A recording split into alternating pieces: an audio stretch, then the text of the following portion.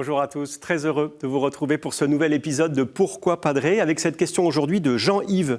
Pourquoi ne pas autoriser à titre exceptionnel la confession par téléphone visuel uniquement pendant cette période de contagion?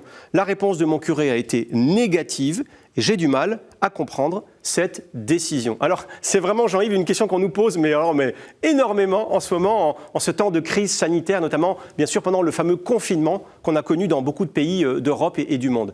Eh bien non, non, cher Jean-Yves, on ne peut pas recevoir de sacrement par téléphone ou même par Internet. Il y a d'abord, c'est évident, le problème de la confidentialité, parce que le secret de confession doit être absolu. Et même si vous êtes protégé par un bon code ou un antivirus sur votre ordinateur ou votre téléphone portable, votre conversation téléphonique, votre visioconférence, elle peut être écoutée. Et c'est quand même super gênant.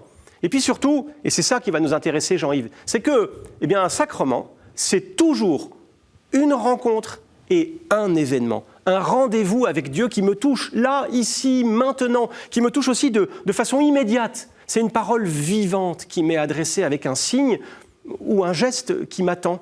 Et c'est pareil pour tous les autres sacrements. Il n'y a pas de baptême sans eau qui mouille, pas de communion sans hostie consacrée qui m'est donnée, pas d'imposition des mains, pas d'ordination des prêtres, vous voyez, sans que l'évêque pose sa main sur la tête du prêtre. Si vous voulez, je voudrais dire, on ne peut pas baptiser un enfant, un bébé, en versant de l'eau sur sa photo, c'est pas possible. En fait, ce que je suis en train de vous dire, c'est que le christianisme, c'est vraiment la religion de la rencontre.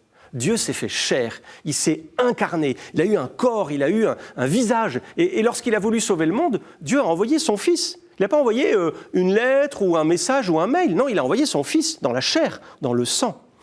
Bien sûr, on peut toujours prier par téléphone, on peut même bénir à distance. Moi, je l'ai fait, je peux même vous bénir à travers cet écran.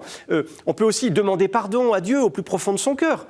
L'Église a même toujours enseigné qu'un acte de regret, on appelle ça une contrition parfaite, efface les péchés en attendant aussi de pouvoir le faire au cours d'une confession, dès que ce sera possible. Le pape François, d'ailleurs, en parlait assez récemment.